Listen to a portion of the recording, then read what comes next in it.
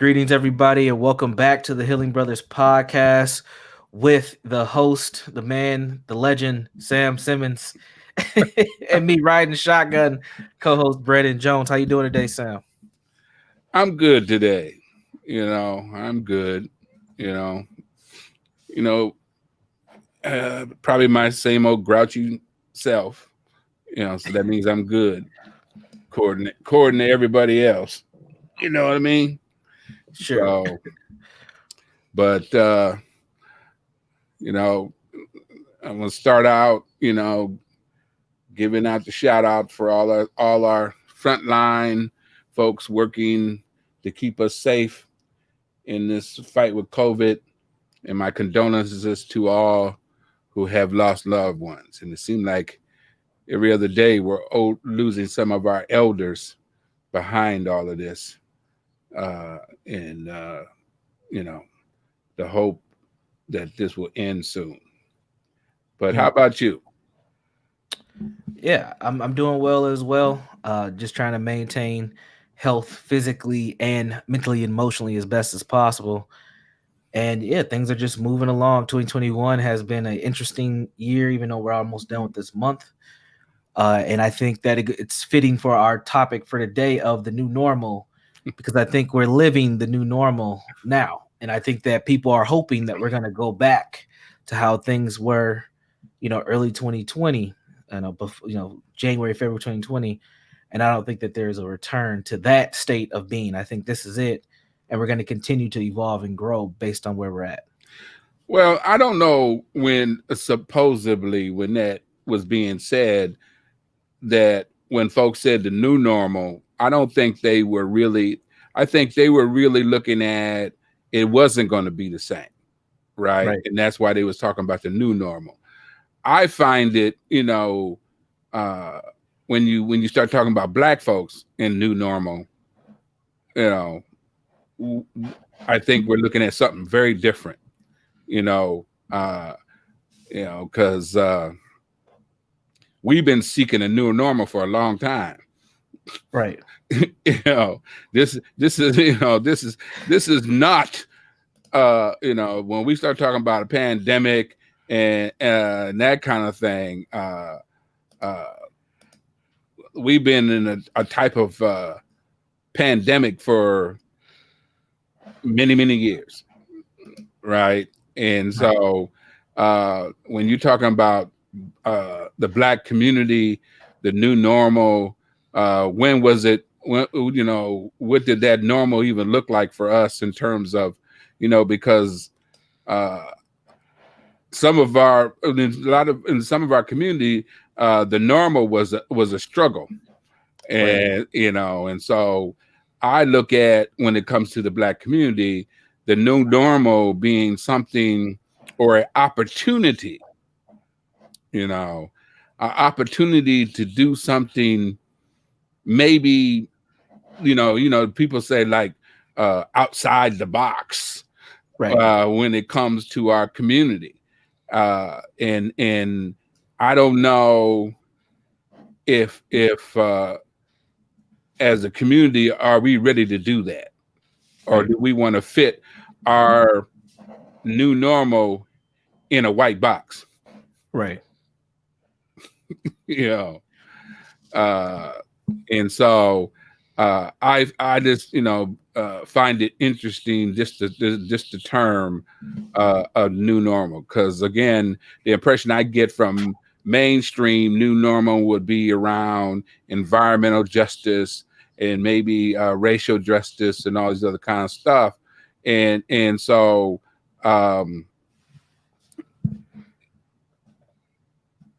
so what would we mean if we took everything?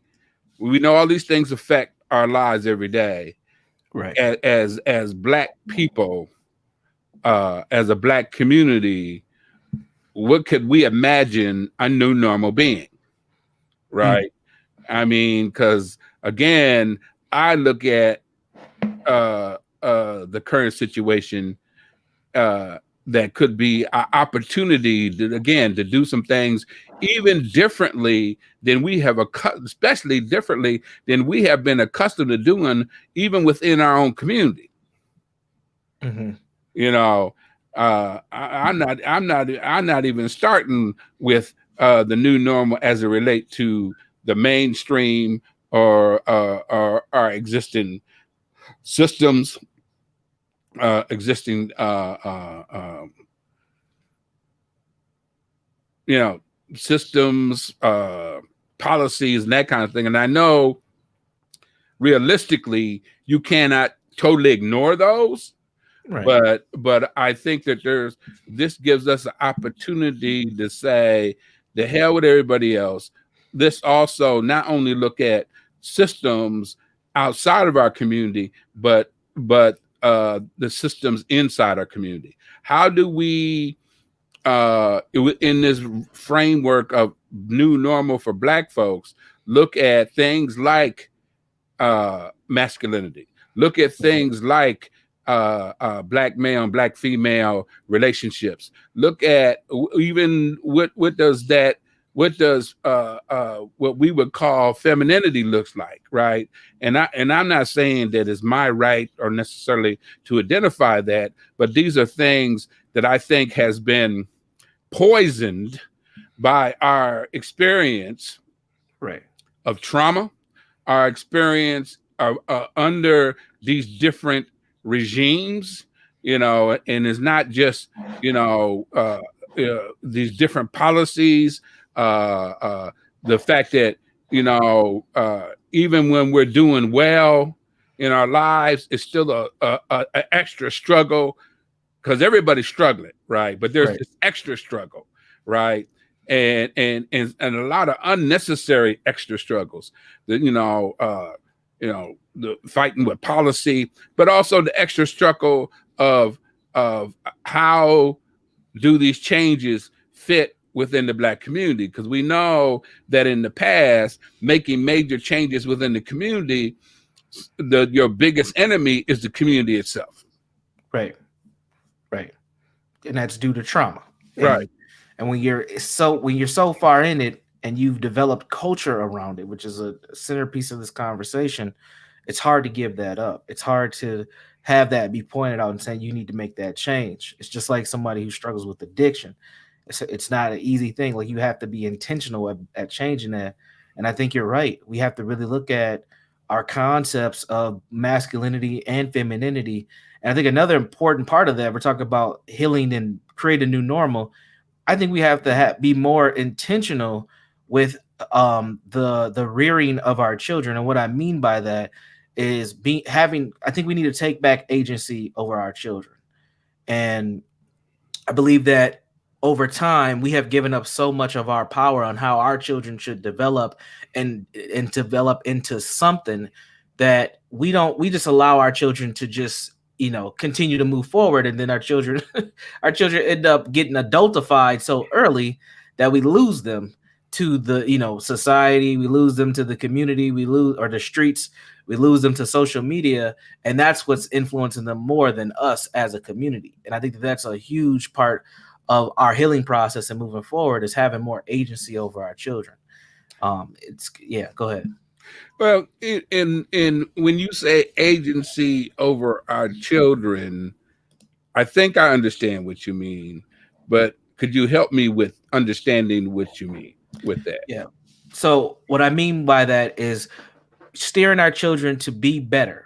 And I'm not saying we don't do this essentially, but when I look at other ethnicities, they have plans for their children, sometimes even before their children are even born.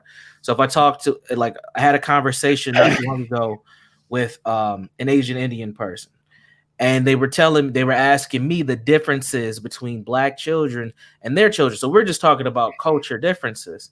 And they were telling me, for them growing up, they were always told that they should be lawyers, they should be doctors, they should be engineers. Like that was the three things.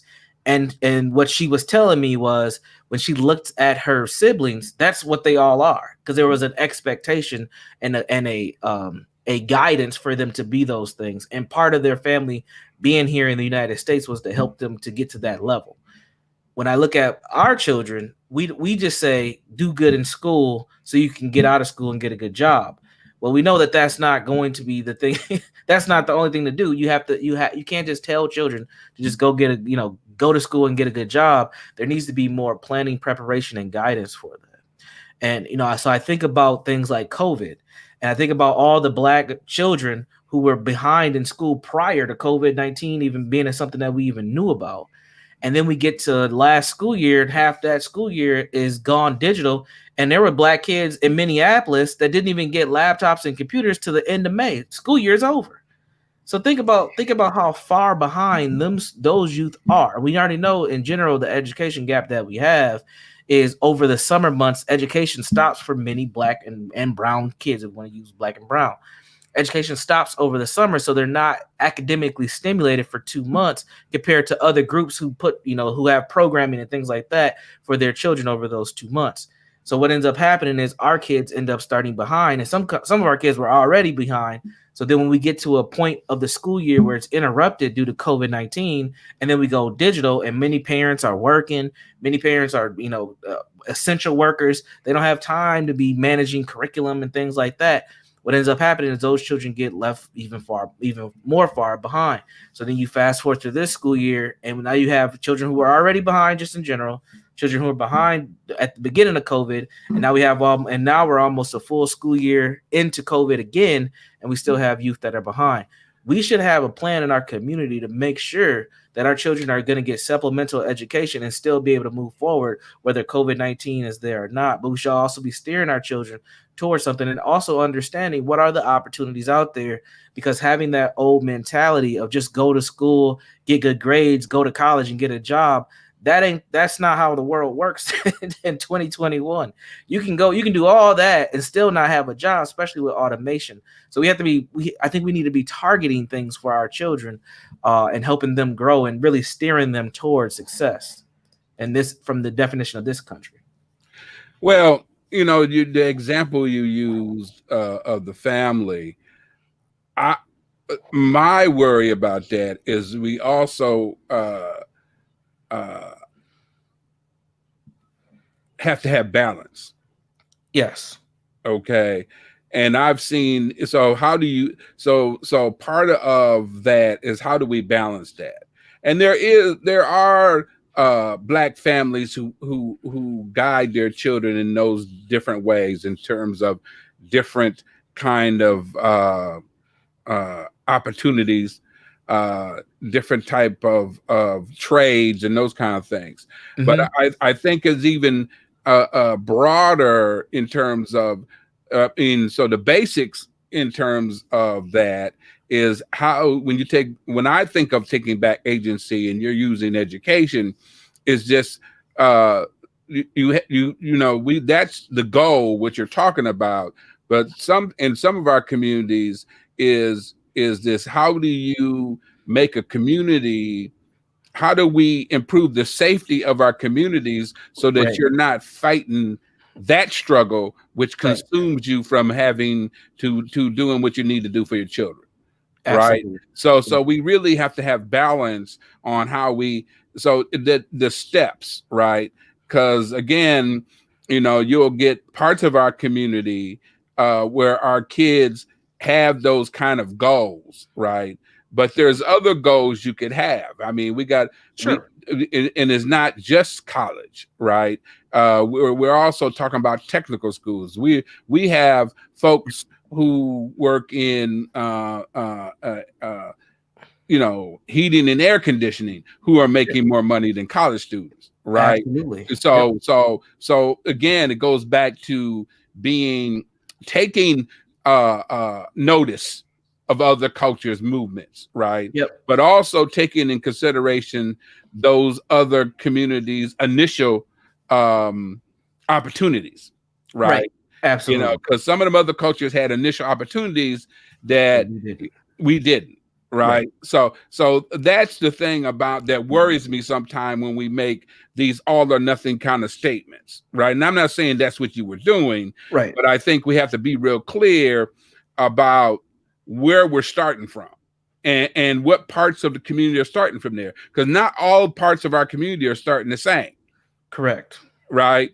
Right. I watched a videotape called Uncle Tom, Mhm. put together. I don't know why I watched it, but I did. That was put together by Black Republicans, basically, right, and about Mm. conservatism, and it was okay, a little warped, okay. Um, um, um, but the one thing that probably was the truest in there is Black people in general are more conservative Yes. than anything else, Then we know. Yeah, than absolutely. we realize, right? And so, a lot, again, it's this all or nothing kind of deal, right? Believing that, you know, uh, uh, the Democratic Party is against making money, being rich, and that kind of stuff, and the whole idea that all they want to do is give you stuff and that kind of stuff, and that's how we gravitate to the Democratic Party, and I'm suspect of both, Sure. right? Right. And since those are the two parties we have to be intentional on how we you talk about being intentional with our children, but being intentional about how we use our power, Hmm. you know Yep. and realize we have some, not some, Right. we have power, Right. right? And how intentional we want to do about that. And then again, focusing back on the internal, because I think the internal pieces of our community, which I think gets ignored because of the feeling for some of us of embarrassment, Right. right? I think also is a very equally as important of a focus. And so, like when you say being intentional about schooling, there was some of us in our communities, like in terms of like my grandchildren, they were already online doing their classes Right. even before COVID came on, Right. but they're also outside the city. Right. Okay. So their transition, even when when I even see them, they're still getting A's and B's in their classes, right? They made the transition. It wasn't always the easy transition, but they made the transition, Right. right? And so the thing is how do we get to a point where we're not always making up for stuff? Right. Right. Yeah. It's like when you're fighting, when you're starting at a different finish line or starting line when others, it seems overwhelming to do some of these things. Sometimes you Absolutely. just get tired and you just let things happen because Right. it's easy, you Right. know, and uh, uh, and easy is not good, Right. right? Not, I mean, it don't have to always be difficult, at the same time. So how do we find this? You can't find this balance when you deny a certain aspect of what your community or what you're experiencing, Has right? been. Yeah. You Hmm. know, and again, does everybody want to be a doctor or a lawyer? And that's where I talk about the balance and that kind of stuff. And this whole thing about college. Again, Sure. we don't have enough electricians. We don't Right. have enough. And as much as we always talk about Black folks like to use their hands, that should be a no brainer. Yeah. Go to. Uh, and again, my statements also were not to compare us to any group and say we need to be just like them. I was just using that as an example of the differences between us, because I think we've gotten to a space where we can't play the comparison game and try No, to. We need to just learn how to compete, because we play the comparison game, we're going to get dominated because we just have different cultural dispositions due to our trauma. And you're right, using those technical schools is going to be key, because those are the jobs and the services needed to maintain societies, and those are essential positions. And as someone who teaches in several different community colleges here, I can tell you I don't get that many African American students now. When my Black students, for the most part, are athlete, usually second or third generation African immigrant students, sometimes first generation. It's Right. their first time being here in the United States, and Absolutely. they're in it to get it. They're not playing when when they see Mr. Jones, Professor Jones come in. They're happy to see a black man, and I'm not gonna lie to you, Sam. A lot of them, they thank me after the semester's over, and they say, this is the first time I've ever had a black teacher, like most of my students. And they're like, it's really good to see a black man be able to teach a class, because they don't have that experience of American black people being instructors or teachers at all. And their viewpoints are just like everybody else's viewpoints on us, is that black people are dangerous. Right. Black people Exactly. are trouble. So Yes. I end up shifting the whole thought process, just teaching a course for them. And when I compare my students, my African American students, they usually do really well. And I think they're a little suspicious, because usually that's the first time they've had a black male instructor too. A lot of them, they do pretty well, but the focus on why they're going to school is very different Right. than the African students. And this comes out in the essays and things that I have them do. Right. A lot of times, my black students, if they're a little older, they're coming because of a career shift. If they're Right. younger, they don't really know what they want to do just yet. So they're usually just taking general courses. My African students, they know exactly where they're going. They're like, look, I got to take this class because I'm trying to be a radiologist. Like they're Right. not, they're going straight for it. And that's just one of those things that I noticed. It's like, okay, how do they have a different disposition and already know where they're headed, because there's an expectation culturally that they need to be doing X, Y, and Z. And I think that will help us, if we're guiding our children, to know, okay, we need to be doing this. And I don't think that we need to have all our children be doctors and lawyers. I think like you, we need to make sure that we're in those essential jobs that are necessary, that are good paying jobs, and that are underrepresented, because those are going to be the ones that we're going to last long term. And those are going to be the ones that we're going to need for us to survive just in this society. And it keeps you viable as well. And tech's one of those things. Go ahead. And those are areas that you have a higher likelihood to be entrepreneurial. Exactly. Which which a lot of us should be focusing on. Anyway, if we want to run stuff, right? Right. If we want to see things differently, because the electricians I know, they might have started out with companies, but a lot of them learned in terms of working with companies that they weren't getting treated well. Right. They weren't get the promotions that they deserved. They realized that they were better than their counterparts and wasn't treated no better. That old adage that I got to work twice as hard as the white guy is like, they learned that working twice as hard as the white guy doesn't matter, right? Especially in those more what we call labor industries, right? Which is full of white guys, right? I've worked in those labor industries, and I work with those guys, and they're a trip. Talking about will do stuff to sabotage you and stuff, and to knock you off your trigger. Right, get you to get upset and things. Their whole goal is, if I piss off the black guy, then I can get him fired, right? And so that emotional stability is very important. But those trades are great ways along the line to be your own boss. And we have to understand what is also included in the trade, since we're in this education framework right now, is that aspects of computers are included in those trades as well. Yep.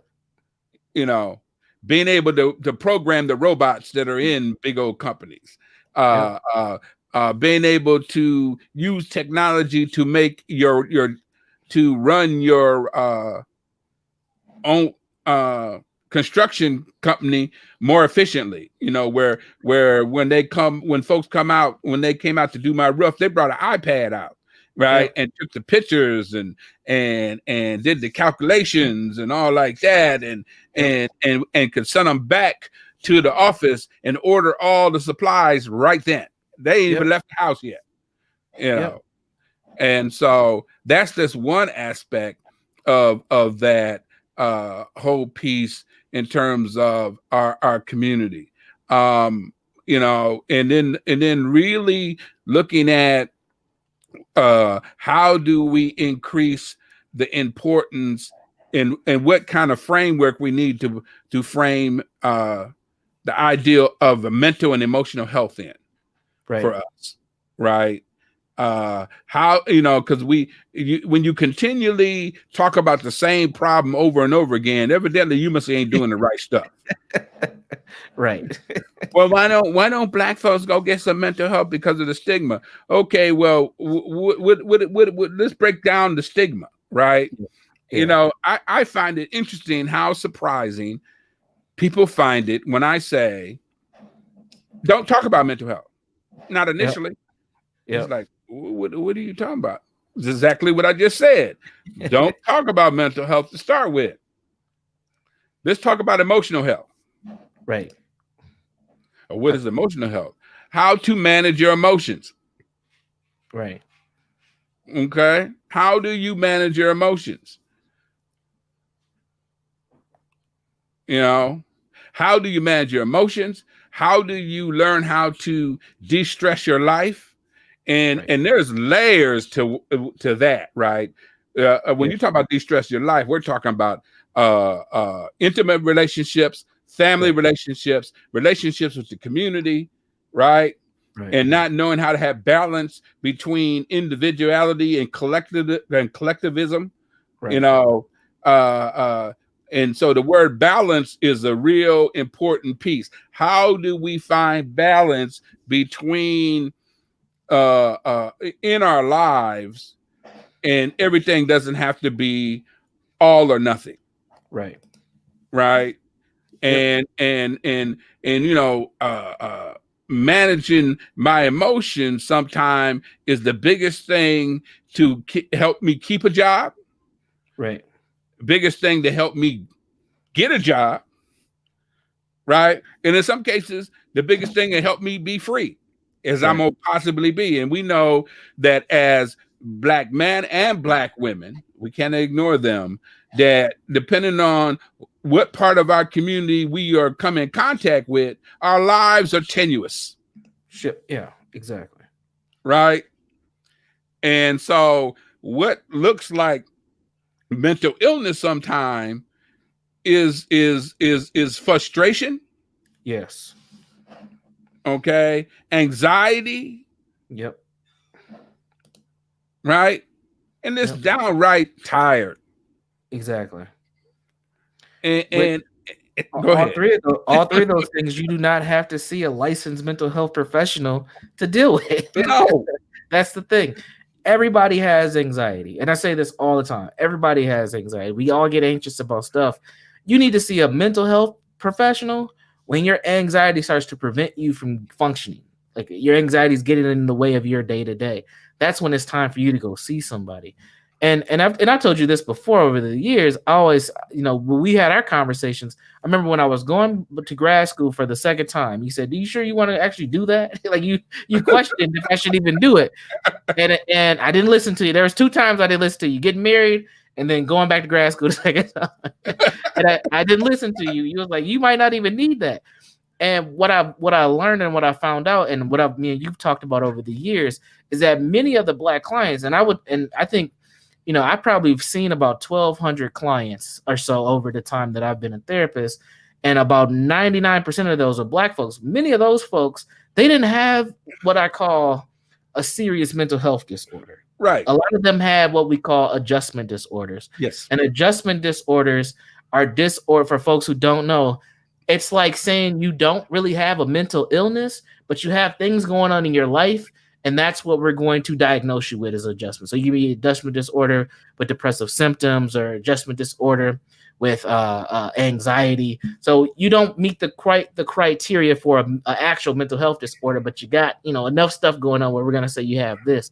Many of the black folks that I've seen are adjustment disorder folks, and they're responding to their life stressors. And Right. you don't have to see a mental health therapist for that. But in our world, because we're so focused on wellness now, which is good, everybody thinks that you need to go to therapy and that's your golden ticket to healing your trauma. And I don't think that that's necessarily true. No, and it's not an all or nothing thing, right? Exactly. And so the thing is, that's why I'm saying is a great opportunity to think, and I don't necessarily like this term outside the box, because sometimes your best bet is to get out the box and take a look at the box and find out, one, it needs a new paint job, Two, it's the wrong color box, right? And so we have been beat down with this idea of professionals, and been beat down this ideal of a certain way to deal with uh, just deal with being, right? And when you and the great thing about when you say adjustment disorder, is really about learning how to adjust to what's going on with you, right? Right. And in the difficulty piece for a lot of us in our community, we got a lot going on. Not only do we have to adjust with what we see, what we might have to do in our daily lives to keep a job, we also got to adjust what we are dealing with in our families that don't make no sense, Yep. right? What's going on in our community that don't make no sense, Right. right? And you got to adjust all of that at the same time. And then sometimes we want to get mad because an employer ain't got the patience to deal with the fact of all the things you got to adjust and deal with. Yep. You know, I mean, you trying to go get good grades, but you got cousins teasing you about the good grades, teasing you about speaking white, right? So now I gotta adjust to that because I don't want to be disowned by my cousins or my family, right? Or you gotta adjust to the idea that you're talking about Black Lives Matter, but I'm hiding in my closet to do my homework because folks outside shooting. Telling the truth. Okay.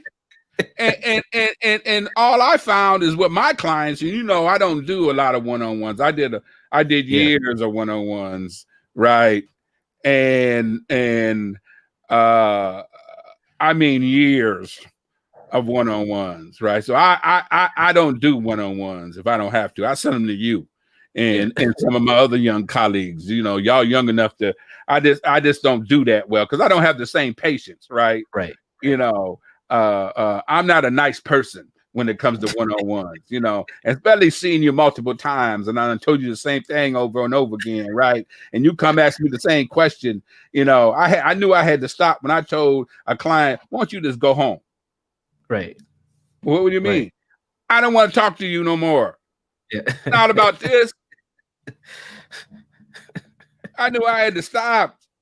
Now, what was interesting, though, when I told that client that, right, I seen the client later on, and they were doing fine. I said, what do you mean? When you told me that, it shook me up. It's like, oh, okay. So I do groups, and it never fails. It never fails to hear guys say, I don't feel crazy no more. Right. Because they get to talk about what's going on with them. Right. And it sounds crazy what they're talking about. But when but when they talk about their life, it ain't quite as crazy. That's crazy, right? A lot of times, it just don't fit. You're just normalizing right. their experience and letting them realize that the stuff that they're going through, there is other choices. They don't have to deal with those things. And the other big piece that I've learned is there are other choices, and you're gonna pay some prices. Yeah. We don't talk enough about how important to help people walk through the idea. Change does not mean you ain't gonna pay some prices. In the short term, some very painful prices, especially like when it comes to family and your environment, right? I don't know. Recently, I was talking to somebody who did work with gangs, right? And I don't know which state it was. I think it might have been Baltimore. And we started talking about the stories of young men. No, it was New Jersey. Stories of young men who were in the system, were in juvenile, did some time in prison, started getting their lives together, being a real community mentor to other young people who were might been going in those same directions, and ended up being shot, Mm. in some cases executed. Yeah. And and unfortunately, that was the price they ended up paying for doing the right thing. Right. Mm-hmm. Which is unfortunate, because I've heard many of those stories, right? Where the clique or whatever you was in find it necessary to take your life to validate that crazy lifestyle. Right. Mm. And I was talking to a mother who was telling that story, and I said, one of the things, and it's not a lot, but one of the things you can hold on to, that your baby was doing the right thing before they were taken, Mm-hmm. right? Mm. And found a way, right? Right. But we really need to take a look at that, because again, that whole piece around what I call that reflective trauma, looking at you doing well make me feel bad about me, Right. right? And so again, back with the group, man, I did a group this week with we had, I mean, out of what, 15 guys, 11 showed up on the Zoom meeting. Mm. Right? It's like Yeah. people are tripping, I mean, The turnout yeah, for a Zoom meeting. and our topic was, because I don't use this usual topics that we do and all the other kind of stuff, the psycho violence, all the other kinds of stuff, and we talk about it. We talked about trauma. What does that mean to you? Mm. People don't realize just having an open question with our young people will tell you a lot of about who they are, Right. and where they've been getting their information from, Right. or where they've been making up their information. Let's think about that, because they're trying to put a puzzle together, and they make up a conclusion, right? Right. And realizing the look on their faces when we were finished with the conversation was, I have been living with trauma and didn't know it. Right. Mm-hmm. I got a young man, and I mentioned him, and he tunes in. The youngest member of the group, he just graduated his sessions, and that little dude is so scared. You know what he's scared about? What? He might not be able to come back to the group because he's done. Mm. Wow. Yeah.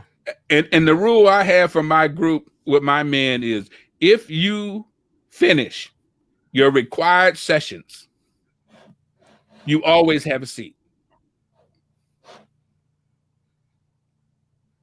Yeah.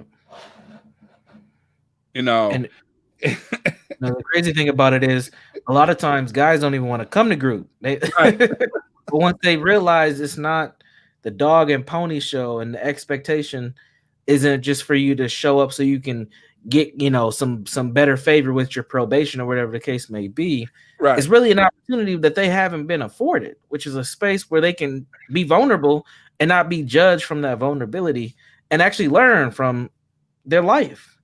Right. And this week was, I mean, at times the group was a little bit painful for me, from the standpoint of what they didn't know. Mm-hmm. Right. And the pain they hadn't been enduring. But see, the scary part in dealing with young men, and I'm starting to see this, it looks a little different, but I'm also seeing this with my young women I'm working with now, right? How much of that trauma and pain, because they haven't been able to identify that's what it is, and Right. that's not normal. How much they traumatize the people that close to them, Right. and the biggest victims of our children. Back to where we started, right? So we do have the education piece, but how do we or how can we make our goal that our children who come in the world at least feel safe at home? Yeah. Which is huge. Especially when we always talking about how the world don't treat our kids right. Right. How do we make sure that that is the goal of our lives? Is how we make it safe? And it's hard to make it safe when the adults don't feel safe. Right. When the adults feel that, like for example, relationships has always got to be a battle and not a compromise, Mm. right? And so that's why I always want to focus on, because there's enough people out there. There's great people doing great work on policy change, system change, addressing, if that's what you do, anti-racism and all this other kind of stuff. But that internal consequence Right. of having this generational struggle between what feels right and what my environment says what is right. Right. Right. Yeah. And so again, I see this when we talk about this new normal. New normal for who? And what does that look like for us? Right. It don't have it. We already know. We always say it. We're different. Then be different. Mm. Our new normal can be different. Other cultures' normals are different. They have managed to plug it inside this thing called America. Right. We can go global, but I'm just dealing with America right now. Right. And how do we do that new normal where we're not always having these struggles within our community amongst each other, right? And at the same time be ready to have those external battles. But it's just been it's really hard when our normal is denying that we are in pain and have been in pain. Right. Yeah. We have to be able to tell the truth to ourselves, not to other people. We always talk about truth telling for other people to treat us different, but we have to tell the truth to ourselves, and we have to look in the mirror at the same time and figure out what we need to shift and change or just do different to be better for ourselves. And you're right, the safety element is a huge part of our transformation as a community, because your environment is one of your biggest predictors of behavior. And if you are in a community where you don't feel safe at all, how do you expect to excel in those types of spaces? And that's a go ahead. Well, but it brings up when I not only have to work with my grandkids, because my kids are old, or my daughter is, some people call old. When I have to work with my grandkids, not only be safe within the system, which they're pretty clear about what's out there and what's not, and what kind of pieces they have to do within the system to get where they want to be. Mm-hmm. But train them to be safe from other Black people. Mm.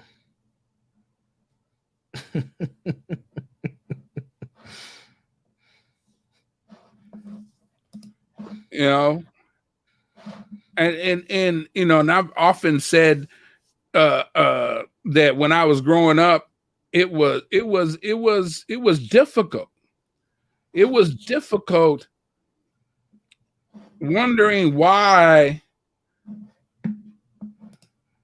the black people I grew up with were so mean to me. Mm.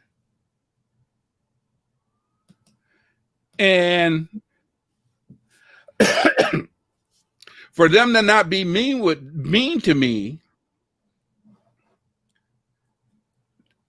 or totally mean to me, I had to follow along with their foolishness. Yeah. You have to And even that, adapt. and on some days that didn't even work. Yeah. Which did jade me for a long time. When it came to my own folks, you know, and you know, and I know there's some folks who are listening out there, man, you're being awful hard on black people. No. I love me some black people. I love me some black people. And otherwise, I wouldn't even care. Yeah. Because I'm doing okay. Mm-hmm. You know, and there's a easier way to make a living. Yeah. I say that all the time too. Like, doing this work is not easy, and I know why a lot of people stop doing it or don't get into it. This healing work is not easy, especially for us, because there's so many levels to it that it gets tiring, and it's not the most fruitful job either. Like, it's not the most lucrative, and a lot of times what ends up happening, and we see this, and we complain about it as a community, is you get your smart folks, your influential folks, and they'll get cherry picked and to do work elsewhere. And it's not to do the community work and the healing work. It's to, benefit other companies or benefit other people. And those opportunities are there, and they're very soothing. And I think we just have to be mindful of that. That this is not easy work, but challenging us to do better and to look in the mirror and figure out how do we transform ourselves is necessary. And again, I don't even need you to agree with me, black folks. Right. I just need you to think about it. So parts of our community just wake up and go along with the get along, and then want to be surprised what you get, right? I learned the simplest things in terms of doing my work is to just let people talk about what it is they believe, and then let them tell you where did they get that. It's like, again, back to my group, part of our conversation was about sexual assault. And in this situation, it's interesting when you talk about sexual assault with black men, them being assaulted. We want, because of our parts of our community's homophobia, they start talking about being attacked by by a man or older man or whatever. And we were talking about older women, right? And the confusion around that, when you have this 12-year-old boy who first sexual experiences with a 26-year-old black woman, and not realizing he was sexually assaulted, and not realizing just what we see with some of our girls, that had a massive effect on his sexuality from that point on. Right. And he couldn't see that. Right. And the guys in the group couldn't see that. And he told me that there were stories of older gentlemen talking about they didn't want to help him deal with the sexual assault, but talk to him about, man, what you got going on that you can get it like that, right? Right. Like a badge. Yeah. encouraging the abuse And I and asked, normalizing right, it. and I asked the young man, I said, "You got a sister?" And in this particular story, guess how old his sister was? His little sister, His little 12 sister. years old. Mm. I said, if a 26-year-old man has sex with your 12-year-old sister, what would you do? He said, I'd kill him. Mm. Why didn't you deserve that? I'm not saying I want you to kill nobody. Why do you think you didn't deserve that? Right. Yep. And then we want to question the emotions of young men and the destruction that they are participating in. Mm. Not just external, but internal. And the sad part about it, I even see it in some of my young men who did go to college, Yeah. who did get the education. Okay. Right. And so, so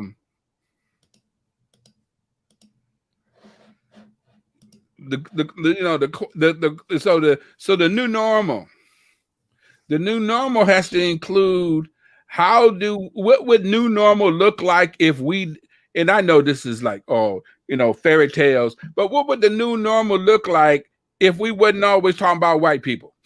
Mm. How you gonna bring that at the end of the show? That's how you should have started it. Huh? Let's start the show like that. Hey, wait a minute. Oh, aren't you on the show too? Yeah. But again, and I talked about this on my broadcast. We have to think like that, because when we've been conditioned that everything about us is surrounded around white existence and being a victim of it, and we Right. have to be able to distance ourselves from that mindset of being victimized from the system as a part of our healing to move forward. Because what happens in that victim mentality, which we are victims, don't get me wrong, we are. We But are what victims happens, of the system. yes, but what happens is that victimization stunts our progression.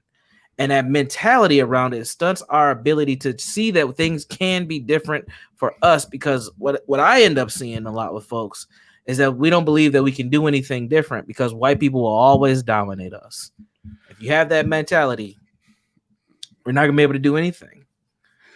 And the fact that probably not this particular conversation yet.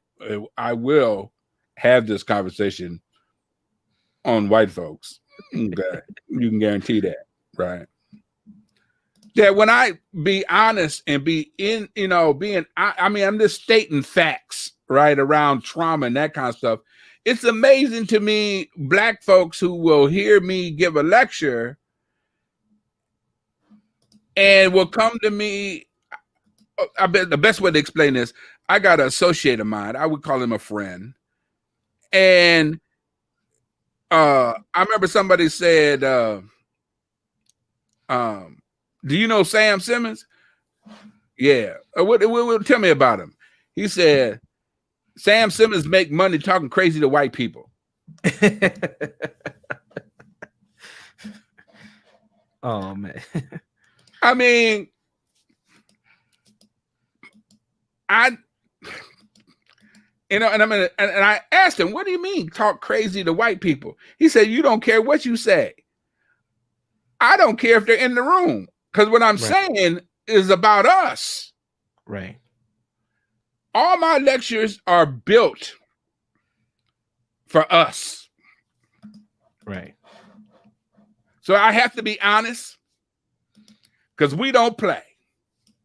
I got to be honest, and I got to be straight up without no chaser, or we ain't going to hear it. Right. Right? And I thank God that I write my lectures that way. The problem is it don't always, it it ain't one is never enough for us in the room, and when there is a lot of us in the room, it's so uncomfortable for some of us. We want to challenge it, Yes. right? And it's amazing. The white folks, you make it so simple. Wow. Yeah. And I don't have to curse them, Right. right? I very seldom talk about white supremacy, Right. right? And I very seldom talk about, like one white woman says, you didn't talk about us. I said, because you ain't that important. That woman was so mad at me. Oh my God. Oh, I thought I was going to get cut. She was like furious. It's like, you're not that important. Right. So again, how do we look at a new normal? Just think about it. Again, it might be a pie in the sky to some people. How do we define our new normal without thinking about white people? Right. Can we do it? And can we do it? Can we imagine a world where it does not have to revolve around white existence? It just don't. And all you white folks, because I get emails every now and then. The scary white folks. No, I'm not talking about people got to kill all y'all and kill whitey and all the other kind of stuff. I'm just saying you can't be part of my conversation about me. We know you ain't going nowhere. At least y'all at least that's at least what y'all fighting for, trying to not be gone. Like, please, you so scared you're gonna fight other white people, right? Blue lives matter, but until they get in your way, it's always that way, right? Everything matters until it don't matter no more. Yeah, blue lives matter until I kill them. That show you how ignorant just the concept of race and all this other kind of stuff and whites, because it don't make no sense in the big picture. Right. And I know I don't want to, we got the little football game going on right now and that kind of stuff. And I'm gonna watch that, but I'm still trying to figure out why, and this is off the mark because I just feel it. Why ain't nobody saying anything about Houston? Houston did not want to interview no black coaches until Brother Man got up, because even the search firm told them to interview these two black coaches, and they didn't until they got all funky, right? Them white owners are still pissed off that them Negroes kneeled. I don't know why folks won't get real about that. And Houston. Houston was real clear about what he felt about them. It's like, I'm not gonna let no Negro run my team. Right. And unfortunately, some sportscasters, I know they might feel this, but Houston is real clear. We might want to keep our little Negro quarterback, but we don't want no Negro running our stuff. I don't care how good he is. And we'll pick up little Johnny Blow and make him a coach before we get a competent black coach, because we still mad about you Negroes. We want to let you Negroes, you don't run this. But that's my gripe for this week. Maybe we'll have a session. My one gripe for the week. It's like, I'm watching this stuff and it's like, well, we have 7 openings and we only got 1 left, and we have all the and they so funny. They invite they and I know them brothers, like, they go on these interviews and now they're all Zoom, so they don't have to, see, it's different on these interviews. When you zooming somebody, there's you can just go through the motions. Now being in the room is a little bit difficult. Right. Yep. But man, got all these brothers doing all these Zoom meetings. I know they hot as fish grease. Right. and like, and I could be wrong, but them owners did not like that. And then the league talking about, well, we were wrong. We shouldn't have dealt with Colin Kaepernick. the way we did. Well, man, Colin is don't need no football. Colin's out doing his thing. Colin's like, please, Yeah. man. So we got a minute or two. How we want to end this, Professor? Yeah, I think the best way to end this is to think. Well, being a victim of a system doesn't mean you have to have a victim mentality. And then also, if we're going to evolve and grow, we have to understand what does that mean for us, and we have to include healing in that. Right. Because without identifying, accepting the trauma that we've experienced, we're not going to be able to move forward in a way that's constructive. And I think the time is now. We can't get lulled to sleep because Kamala Harris is the vice president.